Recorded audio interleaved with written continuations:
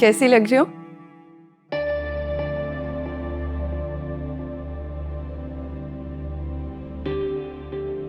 चले?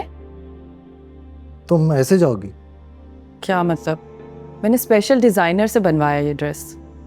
तुम समझ क्यों नहीं रही हो? आम लोग इस तरह के ड्रेसिंग नहीं पसंद करते। देखो, सियासत में आने के लिए आपको एक आम सा इंसान बनना पड़ता है। Are you serious? मेरी फ्रेंड्स मुझे ऐसे देखेंगी ना तो वो जेलस हो जाएंगी। वो इसलिए क्योंकि तुम्हारी फ्रेंड्स तुम्हारी ही क्लास से बिलोंग करती हैं, लेकिन तुम्हें आम लोगों के लिए एक आम सी लड़की बनना होगा। चल यार, जब मैं हूं ही खास तो मैं आम कैसे बन सकती हूँ? सिर्फ तुम्हें अपनी ड्रेसिंग चेंज करनी होगी जब तक तुम ये सियासत की जंग लड़ रही हो। प्लीज एक अच्छा सा शलवार कमीज पहनो विद दुपट्टा। ठीक है, मैं चेंज कर कर आती हूँ।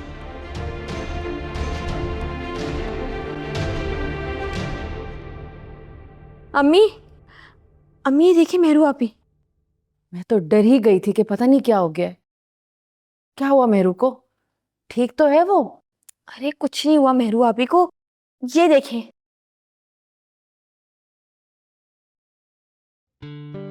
सबसे पहले तो आप सब लोगों का यहाँ आने का बहुत बहुत शुक्रिया। ये कॉन्फ्रेंस आज इसलिए रखी है क्योंकि मैं आप लोगों से बहुत जरूरी बात करना चाहती हूँ। आप लोग अपना वक्त निकाल कर आए, मुझे बहुत खुशी हुई। माशाल्लाह, मेरी बेटी कितना अच्छा बोल रही है। आप सब लोगों का ताल्लुक बहुत बड़े बड़े चैनल से है। आप सब लोगों की बात लोग ना सिर्फ सुनते हैं बल्कि मानते भी हैं। इसीलिए हम लोग आपसे उम्मीद रखते हैं कि आप सब लोग किसी भी सियासतदान या किसी भी सियासी पार्टी की बात को ईमानदारी से लोगों तक पहुंचाएं। आप सबने मुल्क की तरक्की के लिए और मुल्क को बेहतर बनाने के लिए हमेशा काम किया, ये बात मैं जानता हूँ। बस यही बात समझाना चाहता हूँ कि इस सोशल मीडिया के दौर में हमें बहुत मोहतात होकर दूसरों तक हर खबर पहुँचानी चाहिए, क्योंकि हमारी खबरों और रवैयों से हमारे मुल्क की तस्वीर खींची जाती है। दूसरे ममालिक में और बाकी लोगों को ये पता चलता है कि ये मुल्क सियासत करने के काबिल है या नहीं, इस मुल्क में सरमायाकारी की जा सकती है या नहीं, इस मुल्क के लोग कैसे हैं, यहाँ पर निज़ाम किस तरह चलता है, हुक्मरान कैसे हैं। ये सब कुछ हम सोशल मीडिया के थ्रू ही लोगों तक पहुँचाते हैं और मैं इसलिए कह रहा हूँ कि हमें बहुत ही मोहतात होकर चीज़ों को लोगों तक पहुँचाना चाहिए। तो इसलिए मेरी आप सबसे रिक्वेस्ट है कि हमारी खबरों को इतना बढ़ा चढ़ा कर लोगों तक ना पहुँचाया जाए कि कल को हमारे मुल्क को उसकी वजह से नुकसान उठाना पड़े। लगता है आप आज हमें रिपोर्टिंग के मुतालिक क्लास दे रहे हैं। देखिए, ऐसी बात नहीं है। हम आपके प्रोफेशनल तजर्बों की कदर करते हैं और हम ये भी जानते हैं कि किस तरह से इस मुल्क के एक इमेज को आपने मेंटेन करके रखा है। और हम सिर्फ बस ये चाहते हैं कि आप सिर्फ ना इस मुल्क की इमेज को मेंटेन करके रखें बल्कि हमारा साथ भी दें, ताकि हम इस मुल्क के लिए कुछ अच्छे इकदाम उठा सकें, ताकि हमारा मुल्क भी तरक्की की राह पर गामजन हो सके, ताकि हम दुनिया को बता सकें कि पाकिस्तान सिर्फ एक पुरअमन मुल्क नहीं बल्कि इन्वेस्टमेंट के लिहाज से भी बेहतरीन है। आपकी सोच और मुल्क से मोहब्बत काबिल तारीफ है और बेमिसाल भी। आप लोगों के यहाँ आने का और हमें सपोर्ट करने का बहुत बहुत शुक्रिया।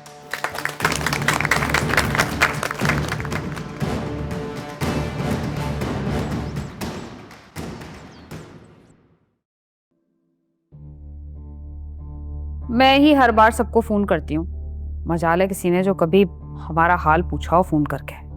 छोड़ो लोगों को, दफा करो।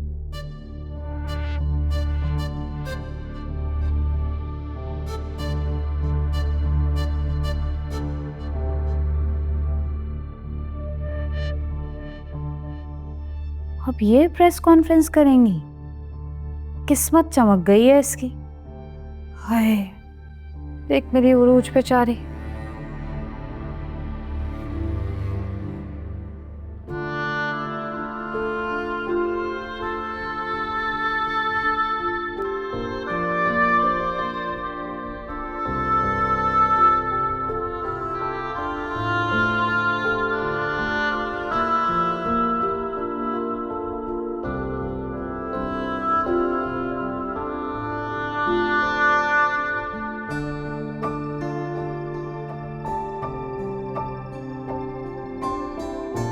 आई होप कि आपको सब डिटेल समझ में आ गई होंगी और मैं चाहती हूँ कि आप लोग पार्टी के बाकी मेंबर्स को भी इन्फॉर्म कर दें।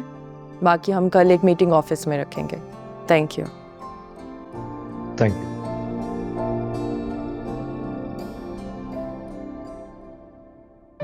वेल डन अमल, तुमने इतना अच्छा बोला। I am really impressed. आखिर सफदर शाह की बेटी हूँ और समन शाह की भतीजी, इतनी इन्फॉर्मेशन तो होगी मुझे। बचपन से फादर को सियासत करते हुए देखा है तो मैं समझता था कि मुझे बहुत नॉलेज है, लेकिन तुम्हें भी काफ़ी नॉलेज है। तुम्हारी मीटिंग तो हो गई है, पर मेरे ऑफिस में कुछ लोग इंतज़ार कर रहे हैं, तो मुझे ऑफिस जाना है। मैं भी सोच रही थी कि मैं शॉपिंग के लिए चली जाती हूँ, तो फिर मैं ड्राइवर के साथ चली जाती हूँ। Okay okay.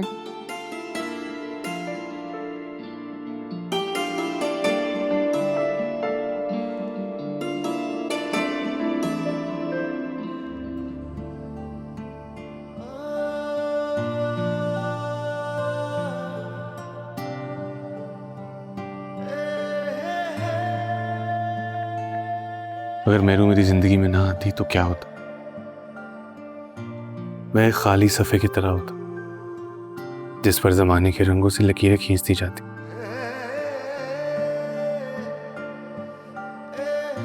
मेरी सोच भी दूसरे सियासतदानों की तरह होती।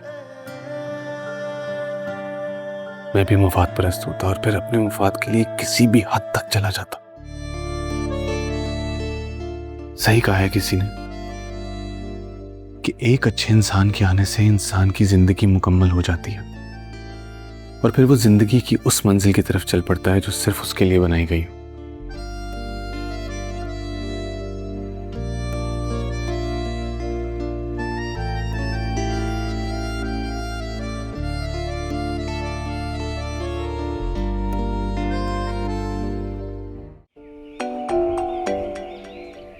हेलो। हाँ, कैसी तबीयत है अम्मी की? अम्मी की शुगर तो अल्लाह का शुक्र है कम हो गई, लेकिन डॉक्टर ने बोला इनकी डाइट और इनके आराम का बहुत ख्याल रखना है। क्या इतना सब हो गया और तुमने मुझे कुछ बताया भी नहीं? अम्मी की शुगर हाई हो गई थी। अभी अम्मी ने मना किया था आपको बताने से। मैं और चाचू फौरन अम्मी को रात में हॉस्पिटल लेके गए, लेकिन आपको पता है डॉक्टर क्या कह रहे थे? डॉक्टर ने कहा कि अगर आप थोड़ी सी भी लेट कर लेते ना तो शुगर जिस्म के किसी भी हिस्से पर असर कर सकती थी। अल्लाह ना करे कि ऐसा कुछ हो। अल्लाह ना करे। चलो ठीक है, खुदा हाफिज।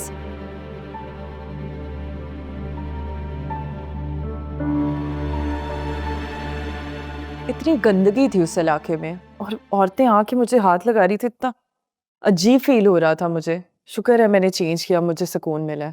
जिन इलाकों के घरों में तुम जा रही हो वहाँ की औरतें तुम्हारे पास बैठ के तुम्हें हाथ लगा के बात कर सकती हैं। हाथ लगाना ही है तो हाथ धोकर तो आए ना। उन्हीं हाथों से सर खुजा रही हैं, उन्हीं हाथों से खाना बना रही हैं और वही हाथ मुझे आकर लगा रही हैं। यही तो उन लोगों के मसाइल हैं कि उनके पास पानी नहीं है, अगर है भी तो साफ नहीं है। इनको पानी के बगैर रहने की आदत हो चुकी है। तुम कहना क्या चाह रहे हो? तुम जो देख रही हो शाहनवाज शाह इतनी मकबूलियत हासिल कर रहा है लोगों में, उसकी वजह यही है। और लोगों को लगता है कि वही इंसान है जो उनके मसाइल हल करेगा। मसाइल का हल पैसों से निकलता है, वादों से नहीं। और पैसा तो हमारे पास बहुत है ना। लेकिन वोट तुम्हें पैसों की ताकत से नहीं, मोहब्बत से जीतना होगा। इसके लिए तुम्हें शाहनवाज शाह की तरह लोगों के दिलों में अपनी जगह बनानी होगी। अमन, लोगों को लगना चाहिए कि तुम उन्हीं घर की बहन और बेटी हो, और इसी वजह से तो मैं तुम्हारा साथ दे रहा हूँ।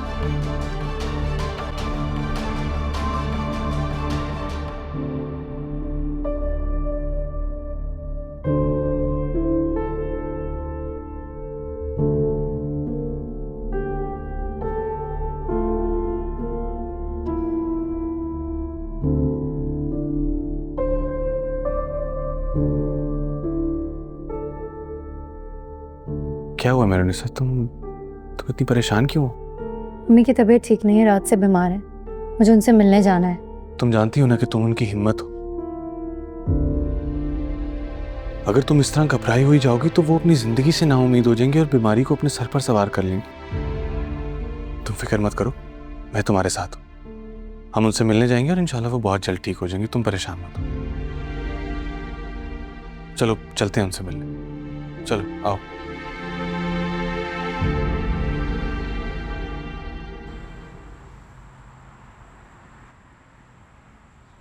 आंटी, अब आपकी सेहत और उम्र इजाजत नहीं देती कि अब आप सबकी जिम्मेदारियां उठाएं और सबके लिए खाने बनाएं। बेटा घर में फ्री बैठ के भी क्या करूंगी, बोरियत भगाने के लिए अच्छा है ना इंसान कुछ ना कुछ काम करता रहे। भाई अब मैं कुछ कहूंगी तो बुरा लगेगा, काम करना तो एक बहाना है। असल में भाभी मुस्कान के साथ रोजाना बाहर का खाना मंगवाती हैं। शायद ही कोई ऐसी रात गुजरी हो जब भाभी ने बाहर का खाना ना खाया। पहले की बात और थी, इंसान अपने हालात देखता है। अब देखो ना, रोजाना बाहर का खाना खाने से इंसान की शुगर बढ़ेगी नहीं तो और क्या होगा, ऊपर से चलेंगी फिरेंगी तो थोड़ा सा सेहतमंद भी रहेंगी। बाहर के उल्टे सीधे खाने चिकनाई वाले खा के सो जाती हैं भाभी, शुगर तो बढ़ेगी ना बेटा। भाभी आप खुद क्यों नहीं बता रही, सही कह रही हूँ ना मैं? अरे वो तो मुस्कान, सिर्फ डाइट से नहीं होता कुछ, जब इंसान फजूल की टेंशन लेता है ना तब भी उसकी तबीयत खराब हो जाती। आंटी फास्ट फूड आपके लिए ठीक नहीं, आप प्लीज अपना ख्याल रखा करें। बल्कि देखिए मैं आपसे ये रिक्वेस्ट करूंगा कि आप हमारे साथ चलें, हमारे घर, मैं रखूंगा आपका ख्याल। अरे नहीं बेटा, मैं अपने घर में सुकून से हूँ, खुश हूँ, और फिर बेटियों के घरों में इस तरह जाकर रहना मुनासिब नहीं लगता। आंटी क्या मैं आपका बेटा नहीं हूं? आप ये ना समझें कि आप अपनी बेटी के घर जा रही, आप अपने बेटे के घर में जा रही हैं जहां आपका बेटा आपका ख्याल रखे। अम्मी, शाहनवाज भाई बिल्कुल ठीक कह रहे हैं, और इंसान को ना अपने इर्द गिर्द का माहौल भी बदल लेना चाहिए, थोड़ा माइंड फ्रेश हो जाता है ना। हाँ भाभी ये तो मन भाई मुंडिया हिलाए वाली बात हो गई। करेंगी तो आप अपनी मर्जी, हम सब है ना आपका ख्याल रखने के लिए, क्या जरूरत है जाने की। इस बाहर का खाना खाना बंद कर दें आप।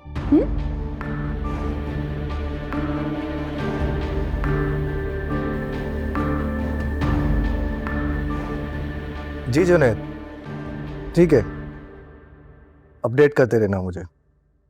ओके। आप इतनी जल्दी आ गए? मैं तो सोच रही थी आज मामा के साथ सारा दिन स्पेंड करूंगी। एक्चुअली ऑफिस के कामों से जल्दी फ्री हो गया था, सोचा तुम्हें पिक कर लो। क्या हुआ, कुछ परेशान सी लग रही हो? मुझे कुछ समझ में नहीं आ रहा, शाहनवाज की सब कैंपेन्स इतनी अच्छी जा रही हैं, हर जगह उसकी वाह वाह हो रही है। इसका मतलब ये नहीं है कि वो जीत रहा है। उसकी मेहनत पर नजर मत रखो, खुद से मेहनत करो तुम। मैंने पहली दफा पॉलिटिक्स में कदम रखा है, मेरे लिए ये सब कुछ बहुत नया है। पर मेरे लिए ये आम सी बात है। अगर तुम मेरी बातों को गौर से सुनोगी तो जीत तुम्हारी होगी। क्या करना होगा मुझे? वही जो शाहनवाज शाह कर रहा है। हर उस जगह जाना होगा जहां वो गया है। जिन गरीबों से उसने 5 लाख का वादा किया है वहां तुम 10 लाख का वादा करोगी। जहां उसने एक स्कूल बनाने का वादा किया है वहां हम 5 स्कूल बनाएंगे। जिन स्कूलों के अंदर उसने पंखे लगाने का वादा किया है वहां हम एसी लगाएंगे। वैसे आइडिया बुरा नहीं है, तो बस तैयारी करो।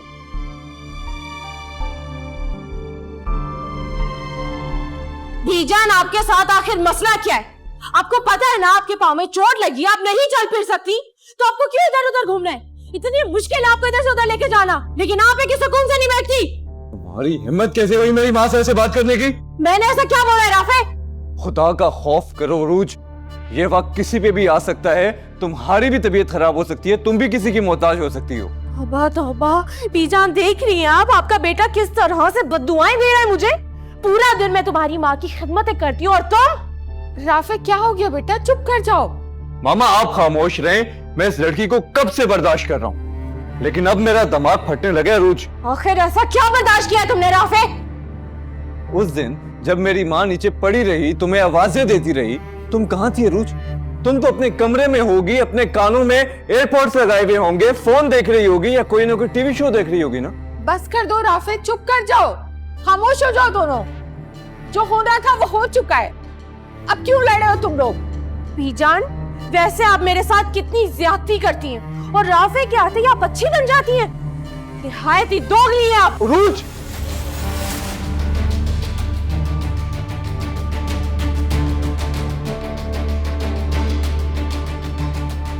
क्यों रोका तुमने? हाँ, उठाओ मुझ पे हाथ, उठाओ। देखा आपने बीजान, आपका बेटा मुझ पे हाथ उठा रहा है। राफी, तुम देखो राफी, मैं तुम्हारे साथ करती क्या हूं? उरूज, राफी क्या हो गया तुम्हें?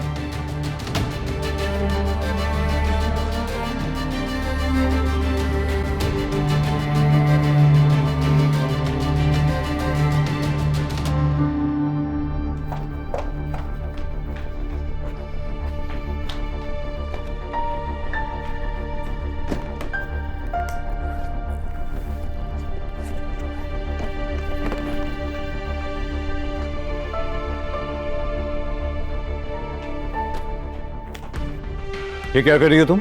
मैं ये घर छोड़ के जा रही हूँ। तुम ऐसे घर छोड़ के नहीं जा सकती रुच। राफी, मुझे तुम्हारी इजाजत की जरूरत नहीं है। तुमने हाथ उठाया ना मुझ पे, अब तुम मुझे नहीं रोक सकते। तुम्हें जाना है ना, तुम्हें जाना है ना, लेकिन ऐसे नहीं, ऐसे नहीं। ये क्या कर रहे हो तुम? राफी, राफी दरवाजा खोलो, राफी दरवाजा खोलो। राफी, तुम मुझे कहां से बंद नहीं कर सकते। राफी,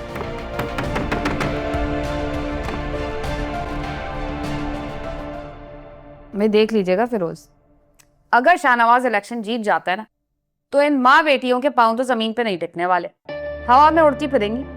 तो तुम्हें क्या लगता है शाहनवाज इलेक्शन जीत जाएगा? अरे क्यों नहीं जीतेगा भला, ऐसे ही असर रसूख वाले तो जीतते हैं इलेक्शन में। और वैसे भी सियासत में ऐसे चालाक लोग बड़े अच्छे तरीके से चलते हैं, और मासूम लोग कहाँ कर सकते हैं सियासत।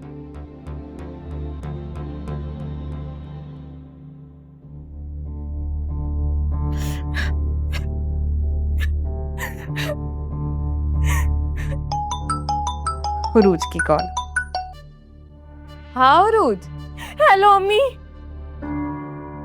उरूज, क्या हुआ बेटा, तुम रो क्यों रही हो? बीजान की तबीयत तो ठीक है ना? अम्मी, आपको पता नहीं आपकी बेटी के साथ यहाँ क्या हो रहा है। राफी ने मुझे कमरे में बंद कर दिया और मेरे ऊपर हाथ उठाया है। क्या? राफी की इतनी हिम्मत कि उसने तुम पर हाथ उठाया? अच्छा मेरी जान, तुम रोना तो बंद करो, हौसला करो, मैं और तुम्हारे अब्बू आ रहे हैं बस। आप जल्दी आए, मैं आपका इंतजार कर रही हूँ। अरे राफी ने हाथ उठाया मेरी इकलौती बेटी पे। मेरी तो समझ में नहीं आता आखिर कौन सी दुश्मनी निकाल रही है आपकी बहन के दिन रात जुल्म ढा रही है उस बच्ची पर। बीजान उरूज के साथ ऐसे कैसे कर सकती है? अरे कसौटी खेल लो, अब भी बैठ के चलो। क्या बात है, जब से आई हूं मुस्कुरा रही हो, क्या हुआ? तुम्हें नहीं पता शाहनवाज, मैं इस वक्त कितनी खुश हूँ। मुझे ऐसा लग रहा है जैसे मुझे दुनिया की सारी खुशियाँ मिल गई हैं। बच्चों को वो छोटे छोटे तोहफे देकर उनकी आंखों में जो खुशी थी ना, वो मैं बयान भी नहीं कर सकती। अगर किसी के चेहरे पर आपकी वजह से मुस्कुराहट आ जाए ना, तो उसकी जो खुशी होती है ना, वो इंसान लफ्ज़ों में बयां भी नहीं कर सकता। तुमने वीडियो में उस बच्चे को देखा था ना, उसकी आंखों में कितनी खुशी थी, कितनी चमक थी। उसकी आंखों में एक उम्मीद की रोशनी थी। काश मैं इस मुल्क के हर बच्चे की आंख में यही खुशी और यही चमक देख सकूं। इंशाल्लाह ऐसा ही होगा। अच्छा ये देखो, तुम्हारी और उस बच्चे की वीडियो। मुझे पता है तुम्हें बच्चों से बहुत प्यार है, तुम उनके दर्द को समझती हो। Thank you Shahnawaz. मैं ये करना तो चाहती थी, लेकिन करने की हिम्मत मुझे तुमने दी है। तुम्हारा साथ ना होता तो शायद मैं ये कर नहीं पाती।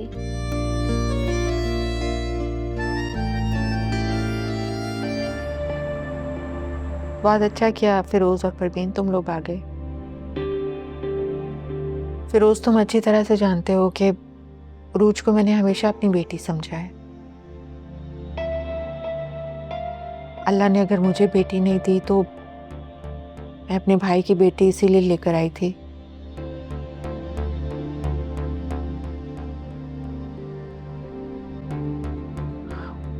बहू की तरह मैंने इसे कभी ट्रीट नहीं किया। बीजान, माजरत के साथ, मानने और समझने में बड़ा फर्क होता है। आप खुद बताएं, कोई भी शौहर अपनी बीवी के साथ ऐसा सुलूक करता है? मेरे लिए तो ये सब कुछ नाकाबिले बर्दाश्त है। रूज, तुम उमानी को क्यों नहीं बताती कि तुम इस घर में क्या क्या करती हो? कितनी बदतमीजियां करती हो, हम सबका जीना हराम किया हुआ है तुमने। अम्मी, मैंने कुछ नहीं किया है। ये जब से इस घर में आई है मुझसे तो बदतमीजी करती है। मेरी माँ से भी बदतमीजियां करने इसने स्टार्ट कर दी। आप मुझे एक बात बताएं, आखिर मैं कब तक बर्दाश्त करूं इसे? चले, मैं मान लेती हूँ कि मेरी बेटी बहुत बदतमीज है, इसने बहुत बदतमीजी की, सारा कसूर इसी का, मान लिया। लेकिन राफे को कोई हक नहीं पहुंचता कि वो मेरी बेटी को इस तरह कमरे में बंद कर दे। लावारिस थोड़ी है ये। तुम बिल्कुल ठीक कह रही हो परवीन। मैंने भी राफे को यही समझाया था कि उसे ऐसा नहीं करना चाहिए था, लेकिन क्या करें, उरूज अपनी हरकतों की वजह से मजबूर कर देती है। तुम भी तो हो ना फिरोज, तुम मेरा इतना अदब और एहतराम आज तक करते हो, कभी ऊंची आवाज में मुझसे बात नहीं की तुमने, लेकिन पता नहीं उरूज हमसे किस बात के बदले ले रही है। बीजान, मैं कुछ दिन के लिए उरूज को अपने घर ले जाना चाहता हूँ। शुक्र। मामू, आप देख रहे हैं ना इस वक्त मामा की हालत। मेरे ख्याल से इस वक्त मामा को रोज की जरूरत है। नहीं राफे, मेरा ख्याल है कि फिरोज का ये फैसला बिल्कुल ठीक है।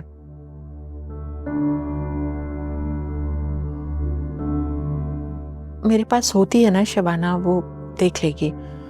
फिरोज, तुमने सही फैसला किया है। मेरा ख्याल में इसी में हम सबकी भलाई है। चलो बेटा हमारे साथ।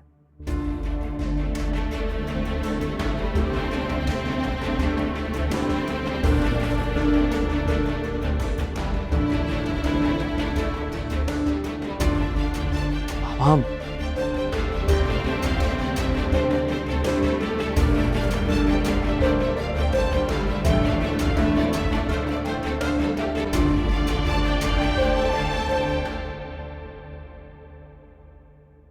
शाहनवाज और महरून ने हल्के का विजिट किया था आज। मैं जानती थी कि वो दोनों वहाँ पे विजिट करने ज़रूर जाएंगे, इसलिए उनके जाने से पहले ही मैंने वहाँ विजिट कर लिया था। और मैंने आपको बताया था ना कि पार्टी के सब कारकुनों से मिली हूँ मैं, सारी तैयारी भी देख लिया मैंने।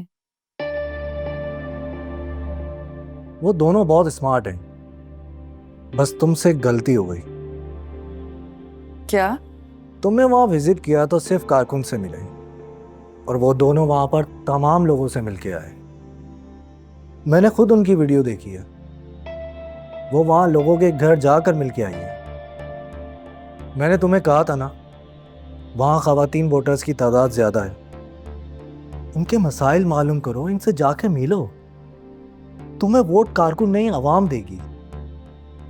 मगर शहरियार, मुझे मालूम है ये छोटी सी बातें हैं, लेकिन इन पर अमल करके कोई भी इलेक्शन जीत सकता है। मुझे लगा ये तुम्हें बातें ऑलरेडी मालूम होंगी, इसलिए मैं बताना भूल गया। मैं तुम्हें पहले ही बता चुका हूँ अमल, हमारी पार्टी के लिए ये सीट बहुत इम्पोर्टेंट हो चुकी है। पार्टी में और भी ख़वातीन हैं, तुम्हारे अलावा मैं इस सीट पे किसी और को खड़ा हुआ नहीं देख सकता।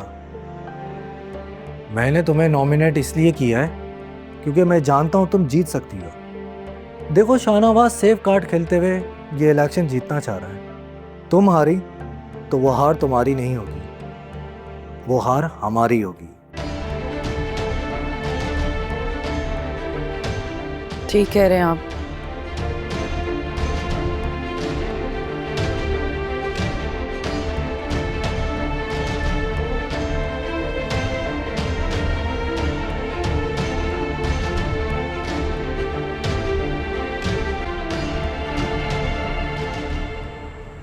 क्या करूं बाबा, इलेक्शन सर पर खड़े हैं, क्या करूं क्या ना करूं, मेरी समझ में कुछ नहीं आ रहा। इतनी टेंशन क्यों ले रही हो बेटा, मैं तुम्हारे साथ हूं ना। अपनी बेटी को हारने नहीं दूंगा। वहाँ आप नहीं जानते, शहरियार ठीक कह रहे थे।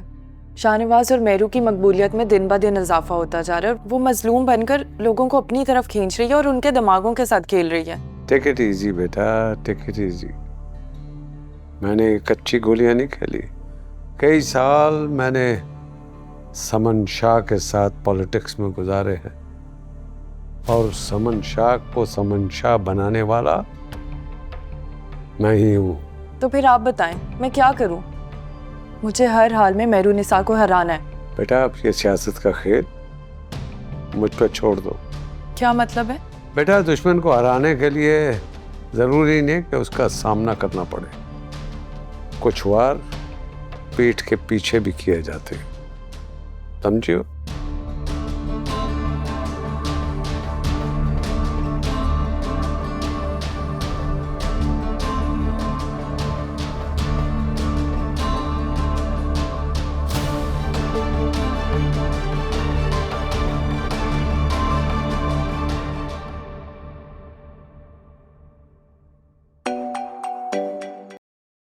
हेलो, कौन? मैडम आपका हमदर्द बात कर रहा हूँ। सॉरी, मैंने आपको पहचाना नहीं। जो कुछ आप कर रही हैं इससे बाज आ जाएं। ये सियासत का हिस्सा नहीं, मैं आपके अच्छे के लिए कह रहा हूँ। सियासत आपके बस का काम नहीं है। बेहतर होगा आप इस सियासत से हट जाएं। मुझे आपकी फिक्र है इसलिए कह रहा हूँ। कौन हो तुम और क्या बकवास कर रहे हो? तुम्हें मुझे मेरा अच्छा बुरा बताने की जरूरत नहीं, क्योंकि मैं अपना अच्छा बुरा बहुत अच्छी तरह से जानती हूँ। समन शाह अपना बेटा खो चुकी है। अब दूसरे को कुछ हो गया तो? क्या मतलब है तुम्हारा और कौन बात कर रहा है? जवानी में बेवा होना अच्छी बात नहीं है। मेरे ख्याल में आप बात समझ गई होंगी। हेलो हेलो,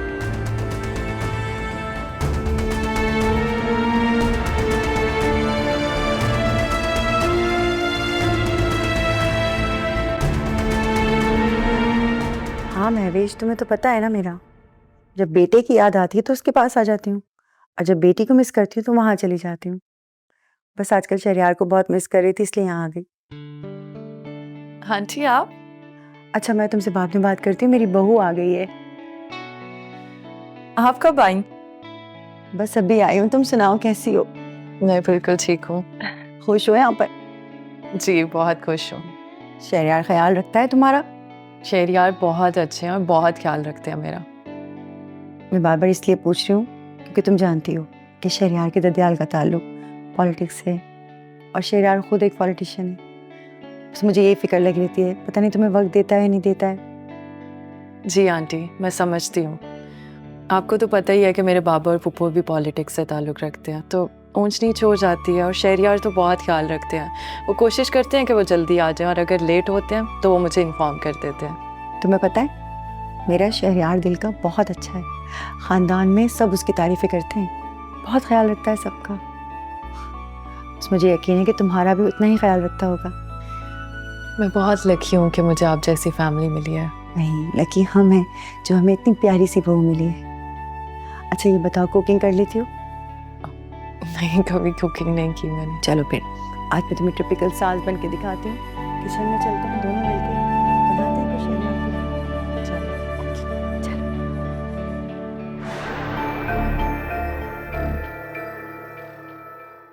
सर नंबर बंद जा रहा है। मुझे पता था ऐसा ही कुछ होगा। एक काम करो, इस नंबर की डिटेल्स निकालो, अपने सब कॉन्टैक्ट्स यूज करो और पता लगाओ ये फोन कहां से आया था।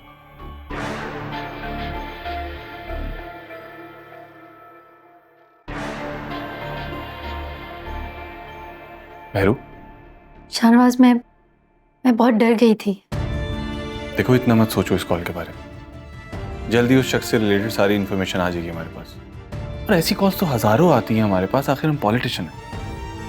तुम फिक्र ना करो, कुछ नहीं होगा, डरने की कोई बात नहीं। मुझे आदत नहीं है इस किस्म की कॉल सुनने की, इसलिए परेशान हो गई थी। देखो मेरे निशा, कुछ नहीं होगा, परेशान मत हो। अच्छा बहुत भूख लगी है मुझे, सुबह से नहीं कुछ खाया मैंने। अरे बातों बातों में मुझे ख्याल ही नहीं रहा। एक काम करें, आप चेंज कर लें, मैं भी खाना निकलवाती हूँ। ठीक है।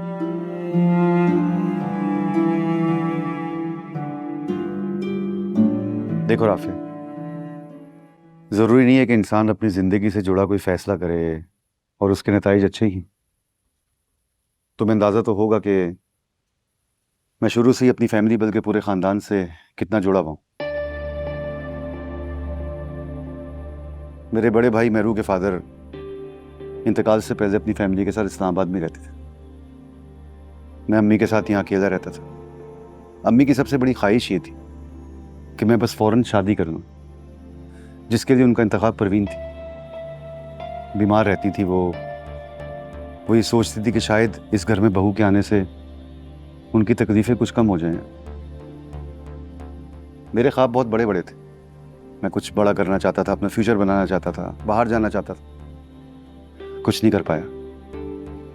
बिलाखिर मेरी शादी हो गई और कुछ ही अरसे में परवीन का असल रंग सामने आ गया। मगर मामू, आपने मोमानी के साथ इतना अरसा कैसे गुजार लिया? तो इतने समझदार हैं और मोमानी की आदत को तो हम सभी जानते हैं, मगर आपने कैसे बर्दाश्त कर लिया? मुझे तो ये बात समझ नहीं आ रही। क्योंकि मैं जुबान दराज नहीं था, बदतमीज भी नहीं था। हाँ, बर्दाश्त करने का हौसला मुझ में भी बहुत कम था, मगर मैंने वो हौसला अपने अंदर पैदा किया। अल्लाह ताला ने बेटी जैसी नेमत से भी नवाज दिया। मैं चाहता था कि उरूज की परवरिश बहुत अच्छी हो, लेकिन परवरिश करने वाला भी तो ठीक होना चाहिए। परवीन ने उसे अपने जैसा बना दिया। बीजा ने जब मुझसे कहा कि फिरोज मेरा भी एक ही बेटा है और मैं उरूज को बहू बना के अपने घर लाना चाहती हूँ, तो मेरे लिए इससे बड़ी खुशी कोई भी नहीं थी। मुझे लगा कि मेरी बेटी अपने घर से निकलकर अपने ही घर में जाएगी। परवीन वैसे भी बहुत कम पढ़ी लिखी थी। उरूज का भी ध्यान पढ़ाई से हटता रहा। परवीन ने बचपन से इसके जहन में डाल दिया कि तुम्हारी शादी होनी है। इसी माइंडसेट को लेके वो जवान पढ़ाई भी सही तरह नहीं कर पाई। तो मेरा ये बात करने का मकसद सिर्फ और सिर्फ ये था, क्या तुम अपनी बाकी की जिंदगी उरूज के साथ हंसी खुशी गुजार सकोगे?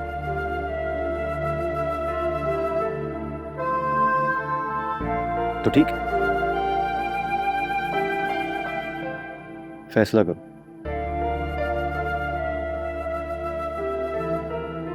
देखो राफे, अगर दो फरीक आपस में एक दूसरे के साथ हंसी खुशी जिंदगी नहीं गुजार सकते तो उनके पास पूरा राइट है। शरीयत भी यही कहती है, उन्हें अलग हो जाना चाहिए। तुम्हारे लिए, उरूज के लिए, बल्कि दोनों फैमिलीज के लिए यही बेहतर है कि जिंदगी जियो, खुश रहो। ये रोज रोज की चिक चिक से हमारी फैमिली में से किसी को कोई नुकसान भी पहुंच सकता है। इसके नताइज बुरे भी निकल सकते हैं। मेरी मिसाल तुम्हारे सामने। मैं नहीं चाहता कि तुम भी मेरी तरह जिंदगी गुजारो। मैं खुद खुदा के पेपर तैयार करवा के उन पे उरूज के साइन करवा के तुम्हें भिजवा दूँ। मैं जानता हूँ ये सुनने में बहुत अजीब और बहुत बुरा लग रहा होगा, मगर शायद तुम दोनों की भलाई इसी में है, बल्कि हम सब की भलाई इसी में।